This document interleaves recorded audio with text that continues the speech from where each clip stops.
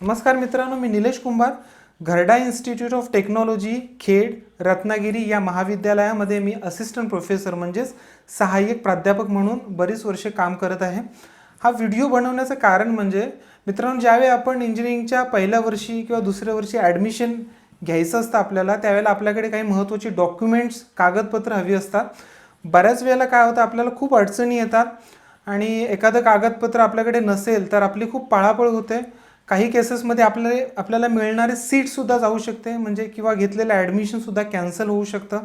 काही केसेसमध्ये जर तुम्ही कोणत्या कास्टमध्ये येत असाल तर त्या कास्टचे डॉक्युमेंट जर तुमच्याकडे नसतील तर तुम्हाला जी स्कॉलरशिप मिळणार ती स्कॉलरशिपसुद्धा मिळत नाही। तुम्हाला ओपन कॅटेगरीमधून ॲडमिशन घ्यावं लागतं। म्हणजे जर तुम्हाला ट्युशन फीच्या 50% फीस जर माफ असेल, तुम्ही कास्टमध्ये येत असाल आणि ती डॉक्युमेंट्स तुमच्याकडे त्यावेळेला नसतील तर कदाचित तुम्हाला ती सीट मिळत नाही। तुम्हाला ॲडमिशन मिळतं पण तुम्हाला ॲडमिशन सगळी फीस भरून घ्यावं लागतं। तर त्यामुळे आपण पाहणार आहोत की ॲडमिशन घेण्यापूर्वी तुमच्याकडे कोणती महत्त्वाची डॉक्युमेंट्स हवी आहेत आणि ती डॉक्युमेंट्स तुम्हाला कशा पद्धतीने मिळू शकतात, त्याच्यासाठी कोणती सप्लिमेंटरी डॉक्युमेंट्स तुमच्याकडे हवी आहेत आणि त्याला किती कालावधी लागू शकतो। तर हा व्हिडिओ मी 3 पार्ट्समध्ये डिवाईड केला आहे। पहिल्या पार्टमध्ये आपण काही मूलभूत कागदपत्र जी बऱ्यापैकी सगळ्या स्टुडंटकडे असतात ती डिस्कस करणार आहे आणि त्याच्यानंतर सेकंड पार्टमध्ये अशी महत्त्वाची डॉक्युमेंट डिस्कस करणार आहे की ती डॉक्युमेंट्स काढण्यासाठी तुम्हाला काही कालावधी लागतो आणि त्या कालावधीनंतरच ती डॉक्युमेंट्स तुम्हाला मिळतात, पण ती डॉक्युमेंट्स खूप महत्त्वाची आहेत। आणि नंतर थर्ड पार्टमध्ये आपण डिस्कस करणार आहोत की अशी काही एक्सेप्शनल डॉक्युमेंट्स ती फक्त काही कॅन्डिडेट्सलाच लागू होतात, काही स्टुडंट्सकडेच ती डॉक्युमेंट्स हवं असणं गरजेचं आहे। चला तर सुरुवातीला बघूयात कोणती मूलभूत कागदपत्र आपल्याकडे असायला पाहिजेत आणि ती बऱ्याच विद्यार्थ्यांकडे असतात। तर पहिलं म्हणजे आपण डिस्कस करूयात की मार्कलिस्ट तुमच्याकडे 10वीचं प्रमाणपत्र असलं पाहिजे, 12वीचं मार्कलिस्ट असलं पाहिजे आणि या वर्षीचं MST CETचं किंवा JEE मेन्सचं मार्कलिस्ट तुमच्याकडे असणं गरजेचं आहे। त्याच्यानंतर तुमच्याकडे शाळा सोडलेल्याचा दाखला, जिथून तुम्ही पासआउट झाला आहात तिथून तुम्हाला तो शाळा सोडलेल्याचा दाखला मिळेल। त्याच्यानंतर तुमच्याकडे आयडेंटिटी प्रूफ आणि ॲड्रेस प्रूफ, आधार कार्ड असेल तर खूप चांगली गोष्ट आहे। आणि त्याच्यानंतर राष्ट्रीयकृत बँकेमध्ये तुमचं अकाउंट असणं गरजेचं आहे। ॲडमिशन घेताना फीस ज्यावेळेला तुम्ही पे कराल त्यावेळेला त्याची मदत होईल तुम्हाला आणि तुम्हाला जर स्कॉलरशिप मिळणार असेल तुम्हाला त्या अकाउंटचे डिटेल्स द्यावे लागतील आणि तुमची जी स्कॉलरशिप येणार आहे ती स्कॉलरशिप तुमची त्या अकाउंटवरती येऊ शकेल। आणि तुमच्याकडे 2 पासपोर्ट साईज रिसेंटली काढलेले 2 पासपोर्ट साईज फोटो असणं गरजेचं आहे। ही मूलभूत डॉक्युमेंट्स आहेत जे बऱ्यापैकी तुमच्याकडे असतात, त्याच्यासाठी तुम्हाला कुठे जावं लागत नाही। आणि त्याच्यानंतर एक महत्त्वाचं डॉक्युमेंट आहे ते म्हणजे अलॉटमेंट लेटर।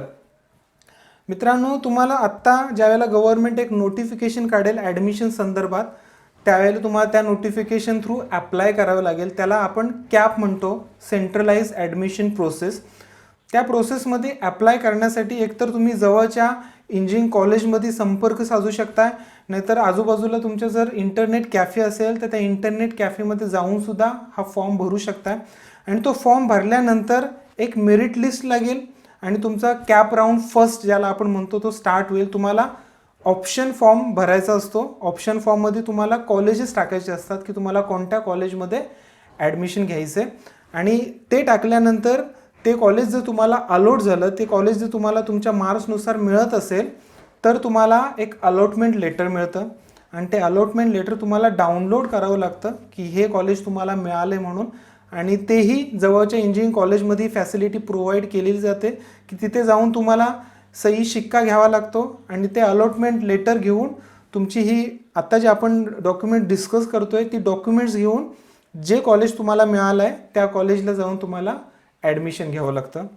चला तर वळूयात सेकंड पार्टकडे। या पार्टमधील पहिलं महत्त्वाचं डॉक्युमेंट हे तुमच्याकडे असायला हवं ते आहे वय, राष्ट्रीयत्व व अधिवास दाखला। हा दाखला तुम्हाला जवळच्या तहसील कार्यालयामध्ये मिळेल। त्याच्यानंतर सेकंड महत्त्वाचं जे डॉक्युमेंट आहे ते आहे तुमचा उत्पन्नाचा दाखला, तुमच्या पॅरेंट्सचं इन्कम सर्टिफिकेट, आणि हेही तुम्हाला तहसील कार्यालयामध्येच मिळेल। त्याच्यानंतर महत्त्वाचं तुमच्याकडे जे डॉक्युमेंट आहे ते बऱ्यापैकी जर तुम्ही कास्टमध्ये बिलॉंग करत असाल तर तुमच्याकडे जातीचा दाखला असणं महत्त्वाचं आहे। हा जातीचा दाखला तुम्हाला तहसील कार्यालयामध्येच मिळेल। तहसील फायनल जी सिग्नेचर असते ती सब डिव्हिजनल ऑफिसर ज्याला आपण प्रांत म्हणतो त्याची असते, पण तहसील कार्यालयाकडून ते डॉक्युमेंट प्रांत कार्यालयामध्ये पाठवलं जातं आणि तिथून तहसीलदार कार्यालयामध्ये मिळतं. पण तुम्हाला तहसीलदार कार्यालयामध्येच ते डॉक्युमेंट मिळतं. तुम्ही ज्यावेळेला सगळी डॉक्युमेंट सबमिट कराल तर त्यावेळी तुम्हाला एक रिसिप्ट मिळेल, पावती. ती पावती दाखवल्यानंतर तुम्हाला काही दिवसानंतर, साधारणतः एक 25 हे आपण डिस्कस करणार आहे, 25 ते 30 दिवसानंतर ती जर रिसिप्ट तुम्ही दाखवली तर ते सर्टिफिकेट तुम्हाला तहसील कार्यालयामध्ये मिळेल. त्याच्यानंतर आहे non creamy layer. Non creamy layer certificate काढण्यासाठी तुमच्याकडे उत्पन्नाचा दाखला आणि जातीचं प्रमाणपत्र असणं गरजेचं आहे. आणि त्याच्यानंतर तुम्हाला नॉन क्रिमिलियर सर्टिफिकेटसुद्धा तुम्हाला सेम ज्या पद्धतीने तुम्हाला जातीचं प्रमाणपत्र मिळालं त्या पद्धतीनेच तुम्हाला नॉन क्रिमिलियर दाखलासुद्धा मिळेल. आपण हे पुढच्या भागामध्ये बघणार आहे की कशा प्रकारे ती कोणती डॉक्युमेंट्स, ही महत्त्वाची डॉक्युमेंट्स मिळण्यासाठी माझ्याकडे कोणती डॉक्युमेंट्स असणं गरजेचं आहे ते आपण डिस्कस करणार आहोत. आणि पुढचं महत्त्वाचं डॉक्युमेंट आहे ते म्हणजे जात पडताळणी प्रमाणपत्र. हे प्रमाणपत्र काढण्यासाठी तुम्हाला इतर प्रमाणपत्रापेक्षा खूप जास्त वेळ लागू शकतो. त्यामुळं तुम्हाला जेवढं शक्य होईल तेवढं लवकर हे प्रमाणपत्र काढण्यासाठी अप्लाय करणं गरजेचं आहे. त्याच्यानंतर तुमच्याकडे अँटी रॅगिंग प्रमाणपत्र असणं गरजेचं आहे स्टुडंट्सचं आणि त्यांच्या पालकांचं. आणि हे प्रमाणपत्रही तुम्हाला एक ते दोन दिवसामध्ये तहसील कार्यालयामध्ये मिळून जाईल. आणि त्याच्यानंतर आरोग्य सक्षम प्रमाणपत्र तुमच्याकडे असणं गरजेचं आहे. हे प्रमाणपत्र तुम्ही फिजिकली फिट आहात त्या संदर्भात आहे आणि ते तुम्हाला जवळच्या कोणत्याही हॉस्पिटलमध्ये मिळू शकेल. परंतु ज्या डॉक्टरकडून ते तुम्हाला मिळणार आहे तो डॉक्टर कमीत कमी MBBS असावा किंवा गव्हर्नमेंट हॉस्पिटलमध्ये जर तुम्हाला गेला तर तिथे तुम्हाला ते प्रमाणपत्र कमी पैशामध्ये अवेलेबल होऊ शकेल. तर चला आता बघूयात की ही डॉक्युमेंट्स काढण्यासाठी तुमच्याकडे कोणती डॉक्युमेंट्स असणं गरजेचं आहे आणि ही डॉक्युमेंट्स मिळण्यासाठी तुम्हाला किती कालावधी लागू शकेल. तर पहिला आपण age, nationality and domicile certificate, ज्याला वय, राष्ट्रीयत्व आणि अधिवास दाखला असं संबोधलं जातं, ते काढण्यासाठी तुमच्याकडे कोणती डॉक्युमेंट्स हवी आहेत ते पाहूयात.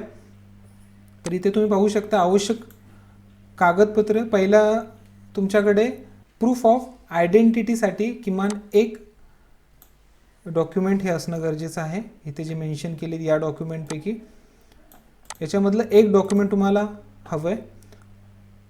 त्याच्यानंतर ॲड्रेस प्रूफसाठी किमान एक डॉक्युमेंट तुम्हाला असणं गरजेचं आहे, ज्याच्यामध्ये जास्त तर तुम्ही एकतर वोटर ID कार्ड यूज करू शकताय, तुमचं रेशन कार्ड यूज करू शकताय किंवा आधार कार्ड असेल तर आधार कार्ड यूज करू शकताय.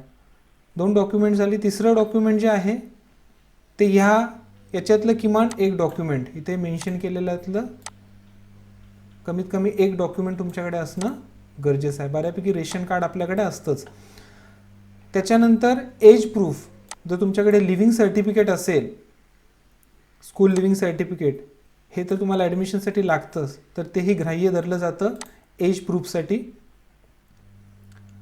त्याच्यानंतर रेसिडेन्स प्रूफ, रहिवाशी दाखला ज्याला आपण मराठीमध्ये म्हणतो, तर तो रहिवाशी दाखला तुम्हाला एक तर ग्रामसेवक देऊ शकतो, तलाठी देऊ शकतो. ठीक आहे, ग्रामसेवकाकडून किंवा सरपंचांकडून आपण तो दाखला घेऊ शकतो किंवा ते मिळणं किंबहुना सोपं आहे. आणि त्याच्यानंतर मॅन्डेटरी डॉक्युमेंट, एक अनिवार्य डॉक्युमेंट आहे, तुम्हाला सेल्फ डिक्लेरेशन द्यावं लागतं एका फॉर्मवरती. आणि हे डॉक्युमेंट तुम्हाला कुठून मिळतील इथे क्लिअरली मेन्शन केलेलं आहे. Age, nationality and domicile certificate, time limit, हे सर्टिफिकेट तुम्हाला मिळण्यासाठी कमीत कमी 15 डेज हा टाईम पिरियड तुम्हाला लागेल आणि तहसीलदार तुम्हाला देऊ शकेल. त्याच्यानंतर त्याच्यावरचा ऑफिसरही देऊ शकतो, सब डिव्हिजनल ऑफिसर किंवा ॲडिशनल कलेक्टरही, पण बेसिकली तहसीलदारकडूनच आपण तो दाखला घेतो. त्याच्यानंतर आपण बघूया income certificate, parents income certificate. हे पॅरेंट्सचं इन्कम सर्टिफिकेट जर तुम्हाला हवं असेल तर तुम्हाला कमीत कमी ही कागदपत्र द्यावी लागतील किंवा जमा करावी लागतील. बऱ्यापैकी सेम आहे. आयडेंटिटी प्रूफ एक लागेल तुम्हाला किमान एक, हे जे मेन्शन केलं आहे त्याच्यामधलं. त्याच्यानंतर तुम्हाला ॲड्रेस प्रूफ, हे आपण बघितलंच आहे. अदर डॉक्युमेंट्स, इन्कम प्रूफसाठी तुम्हाला for getting medical facility requires health medical officer certificate. तुम्हाला हे सर्टिफिकेटही काही ठिकाणी मेडिकल सर्टिफिकेट तुम्हाला विचारलं जाऊ शकतं, पण ते कंपल्सरी नाही आहे. त्याच्यानंतर age proof same, birth certificate, school leaving certificate चालू शकेल. इन्कम हे महत्त्वाचं आहे. प्रूफ ऑफ इन्कम, तुमच्या पालकांचं जर ते सॅलरीड असतील तर त्याच्या सॅलरी स्लिप किंवा त्यांचं फॉर्म नंबर 16 लागेल. तुम्ही जर फार्मर असाल, शेतकरी, तर 7/12 लागू शकेल. किंवा इन्कम टॅक्स स्टेटमेंट, जर तुमचा बिझनेस असेल तर इन्कम टॅक्स स्टेटमेंट, अशा त्याच्यामधलं कोणतं तरी एक डॉक्युमेंट तुम्हाला गरजेचं आहे, किमान एक. त्याच्यानंतर सेल्फ डिक्लेरेशन हे मॅन्डेटरी आहे या केसमध्ये पण. आणि इन्कम सर्टिफिकेट तुम्हाला 15 दिवस लागतील आणि नायब तहसीलदारला हे अधिकार दिलेत इन्कम सर्टिफिकेट द्यायचे, जे की तुम्हाला त्याच्यानंतरचा जो मोठा ऑफिसर आहे तो तहसीलदार आहे, नंतर सब डिव्हिजनल ऑफिसर, पण नायब तहसीलदारकडून ते तुम्हाला मिळू शकेल. त्याच्यानंतर नेक्स्ट डॉक्युमेंट जे आपण बघणार आहे ते आहे कास्ट सर्टिफिकेट. कास्ट सर्टिफिकेट मिळण्यासाठी कंपॅरेटिव्हली आता जे आपण 2 डॉक्युमेंट्स बघितली त्या 2 डॉक्युमेंट्सपेक्षा कास्ट सर्टिफिकेट मिळण्यासाठी तुम्हाला थोडा जास्त कालावधी लागतो. हे सगळं आयडेंटिटी प्रूफ आणि ॲड्रेस प्रूफ हे सगळ्या डॉक्युमेंट्ससाठी सेम आहे. हे आयडेंटिटी पाहिजे, ॲड्रेस प्रूफ पाहिजे. अदर डॉक्युमेंट्स, तर याच्यामधलं तुमच्याकडे कोणतं तरी एक डॉक्युमेंट्स असणं गरजेचं आहे. Copy of voter list, deposit receipt, caste validity record, photo I D of beneficiary, gazette notification, याच्यामधलं कोणतं तरी एक डॉक्युमेंट आपल्याकडे असतंच, काय प्रॉब्लेम नाही. त्याच्यानंतर मॅन्डेटरी डॉक्युमेंट्स, जे डॉक्युमेंट्स याच्यामधली तुम्हाला ॲप्लिकेबल आहेत, हे काही कास्टसाठी आहेत. इथे ST कास्ट आहे तर ST कास्टसाठीच हे ॲप्लिकेबल आहे. अशा पद्धतीने तुम्हाला जी ॲप्लिकेबल आहेत डॉक्युमेंट्स, ती सगळी डॉक्युमेंट्स तुम्हाला अटॅच करणं गरजेचं आहे. Validity certificate if any of father relatives असेल, जर ॲप्लिकेबल असेल तर तुम्हाला ती डॉक्युमेंट्स जमा करून तुम्हाला सपोर्टसाठी द्यावी लागेल. जेवढी जास्त डॉक्युमेंट तुम्ही द्याल तेवढं लवकर तुम्हाला ते प्रमाणपत्र मिळू शकतं, नाहीतर काही क्वेरीज निघू शकतात त्याच्यामध्ये. आणि हे डॉक्युमेंट्स इथे तुम्ही पाहू शकता. कास्ट सर्टिफिकेट मिळण्यासाठी तुम्हाला 45 दिवसांचा अवधीही लागू शकतो. त्याच्या कमी दिवसातही तुम्हाला ते मिळू शकतं, पण 45 दिवसापर्यंत अवधी लागू शकतो. सब डिव्हिजनल ऑफिसर, तुम्हाला कास्ट सर्टिफिकेट जसं आपण डिस्कस केलं तहसीलदार ऑफिस थ्रूच तुम्हाला अप्लाय करायचं आहे. तहसीलदार ऑफिसमध्येच तुम्हाला ते कार्यालयामध्येच तुम्हाला मिळेल, पण ते तहसीलदार कार्यालयाकडून सब डिव्हिजनल ऑफिसमध्ये जाईल, ज्याला आपण प्रांत म्हणतो, आणि तिथून ते परत तुम्हाला तहसीलदार ऑफिसमध्ये मिळेल. त्याच्यानंतर महत्त्वाचं डॉक्युमेंट आहे नॉन क्रिमिलियर. नॉन क्रिमिलियरसाठी सेम आहे, एक आयडेंटिटी प्रूफ लागेल, एक ॲड्रेस प्रूफ लागेल तुम्हाला. याच्यामधलं हे मेन्शन केलेल्यामधलं तुमच्याकडे कोणतं तरी एक डॉक्युमेंट असणं गरजेचं आहे. Proof of caste of relative. त्याच्यानंतर ही मॅन्डेटरी डॉक्युमेंट्स आहेत. तुमच्याकडे इन्कम प्रूफ असणं, लास्ट 3 इयर्स इन्कम प्रूफ असणं गरजेचं आहे पॅरेंट्सचं. त्याच्यानंतर ॲफिडेविट फॉर कास्ट, हे ॲफिडेविट ही तुम्हाला तिथेच मिळेल तहसीलदार कार्यालयामध्ये किंवा सेतू केंद्रामध्ये. आणि proof of caste for sale, याच्यामध्ये तुमचा नॉन क्रिमिनल काढण्यासाठी तुमच्याकडे कास्ट सर्टिफिकेट असणं गरजेचं आहे. सेम आहे ही डॉक्युमेंट्सची तुम्हाला सब डिव्हिजनल ऑफिसरची फायनल सिग्नेचर असते. तहसीलदारमधून सेम जसं जात प्रमाणपत्र काढण्यासाठी तहसीलकडून सगळी डॉक्युमेंट्स प्रांतकडे सब डिव्हिजनल ऑफिसमध्ये जातात, तसं सेम इथेही नॉन क्रिमिलियर सर्टिफिकेट तुम्हाला सब डिव्हिजनल ऑफिसमधूनच तहसीलमध्ये येतात आणि तहसीलदार कार्यालयामध्ये तुम्हाला मिळतात. आता याच्यानंतर महत्त्वाचं जो डॉक्युमेंट आहे ते आहे जात पडताळणी प्रमाणपत्र. जात पडताळणी प्रमाणपत्रासाठी तुम्ही ऑनलाईनही अर्ज भरू शकताय. eTribeValidity.mahaonline.gov.in याच्या थ्रू तुम्ही ऑफलाईनही अप्लाय करू शकताय. जात पडताळणी प्रमाणपत्र घेण्यासाठी तुमच्याकडे भरपूर डॉक्युमेंट्स लागतात आणि त्याला जो लागणारा कालावधी आहे तोही कंपॅरेटिव्हली खूप जास्त आहे. 2, 3, 4 महिनेही तुम्हाला लागू शकतात. ही सगळी डॉक्युमेंट्स तुमच्याकडे हवी आहेत. त्याच्यानंतर ज्या शैक्षणिक वर्गासाठी किंवा जिथे ॲडमिशन घेण्यासाठी तुम्ही अप्लाय करताय ते तुम्हाला मेन्शन करावं लागेल, तिथलं डॉक्युमेंट तुम्हाला लागेल. आणि काही ॲफिडेविट तुम्हाला करावी लागतात, जसे की इथं मेन्शन केलेत. भरपूर ॲफिडेविट करावी लागतात जर तुम्हाला जात पडताळणी प्रमाणपत्रासाठी अप्लाय करायचं आहे. याच्यासाठी तुम्ही जवळच्या सेतू केंद्रामध्ये कॉन्टॅक्ट करू शकता. बऱ्यापैकी हे फॉर्मॅट सगळे त्यांच्याकडे आहेत, ते तुम्हाला भरून घेऊ शकता किंवा तहसीलमध्येही तुम्ही कॉन्टॅक्ट करू शकता आणि तिथेच तुम्हाला हे कळेल. कारण तुम्हाला खूप जुने पुरावे पण लागतात जात पडताळणीसाठी. इथे मेन्शन केलं आहे, तुम्ही पाहू शकताय की जर अनुसूचित जातीचा दावा करत असेल तर 1950 पूर्वीचे जातीचे पुरावे हवेत. विमुक्त जाती भटक्या जातीसाठी 1961 पूर्वीचे जातीचे पुरावे आहेत. तर खूप गोष्टी आहेत की जात पडताळणी प्रमाणपत्र काढण्यापूर्वी तुम्हाला माहीत होणं गरजेचं आहे. मी तुम्हाला कन्सल्ट करेन की तुम्ही कोणत्या तरी जवळच्या तहसीलदारमध्ये जाऊन तिथे त्यांच्याकडून कंप्लीट माहिती घेऊन ते प्रमाणपत्र सगळी कलेक्ट करून त्यांच्याकडे ती द्यावीत जात पडताळणीसाठी आणि तिथून ते तुम्हाला जात पडताळणी प्रमाणपत्र काही दिवसामध्ये मिळेल. बऱ्यापैकी ॲडमिशन घेताना तुमच्याकडे हे प्रमाणपत्र जर नसेल तर तुम्हाला काही दिवसाचा अवधी दिला जातो आणि त्या पिरियडमध्ये ते प्रमाणपत्र मिळवणं तुम्हाला गरजेचं आहे. आता वळूया तिसऱ्या पार्टकडे, जिथे आपण बघूया की कोणती अशी डॉक्युमेंट्स आहेत, ती डॉक्युमेंट्स सगळ्यांनाच लागत नाहीत पण काही केसेसमध्ये ती व्हॅलिड आहेत. पहिलं डॉक्युमेंट आहे तात्पुरते पात्रता प्रमाणपत्र. जर तुमची 12वी महाराष्ट्राच्या बाहेर झाली असेल तर आणि महाराष्ट्रामध्ये ज्या युनिव्हर्सिटीमध्ये तुम्हाला ॲडमिशन घ्यायचं असेल त्या युनिव्हर्सिटीकडून ते डॉक्युमेंट तुम्हाला मिळवणं गरजेचं आहे. जर मुंबई विद्यापीठामध्ये ॲडमिशन घ्यायचं असेल इंजिनिअरिंगला तर तुम्हाला मुंबई विद्यापीठाकडून ते डॉक्युमेंट मिळेल. पण त्याच विद्यार्थ्यांना हे गरजेचं आहे ज्यांची 12वी महाराष्ट्राच्या बाहेर झालेली आहे. त्याच्यानंतर स्थलांतर प्रमाणपत्र. सेम केस, जर महाराष्ट्राच्या बाहेर 12वी झाली असेल आणि तुम्हाला महाराष्ट्रामध्ये इंजिनिअरिंग कॉलेजमध्ये कोणत्या ॲडमिशन घ्यायचं असेल तर जिथून तुमची 12वी झाली आहे तिथून तुम्हाला ते स्थलांतर प्रमाणपत्र घेणं गरजेचं आहे. त्याच्यानंतर शैक्षणिक खंड प्रमाणपत्र. जर तुमचा अकॅडमिक करिअरमध्ये किंवा 12वीपर्यंत किंवा 12वीच्या नंतर ॲडमिशन घेईपर्यंत कुठेही जर अकॅडमिक गॅप असेल किंवा ब्रेक असेल, 1 वर्ष तुम्ही काहीच केलेलं नाही, तर ते तुम्हाला एक 100च्या बॉन्ड पेपरवरती तुम्ही तुमच्या जवळचं सेतू केंद्र असेल किंवा तहसील ऑफिस तर तिथे तुम्ही 100चा बॉन्ड घेऊन त्याच्यावरती एक अफिडेविट करावं लागेल की तुमचा तो खंड कशामुळे झाला आणि हा फॉर्मॅट त्यांच्याकडे ऑलरेडी असतो.